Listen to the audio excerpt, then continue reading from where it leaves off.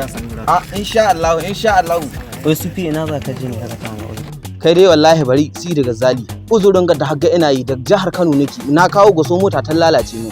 Wallahi yanzu haka da kafata ni kawo har garin Muduma saboda ina son in ga hajiya Samira ya haya Muduma. Ikon Allah sufi amma ba karamar soyayya a tsakanin kai da hajiya Samira ba. Kai hajiya Samira ya haya da kake gani kansila ce da rabin kansila kuma kansila ce mai capacity. Lalle kam sufi. Kai yanzu ina haka tunan za ka ganin hajiya Samira cikin garin Muduma. Shin ba dai na shigo garin Muduma ba? Ai insha Allah yanzu haka da ka gani ina zuwa wajen ƴan amana ta zan fara zuwa. To suwaye ƴan amana ta kuma hajiya Samira?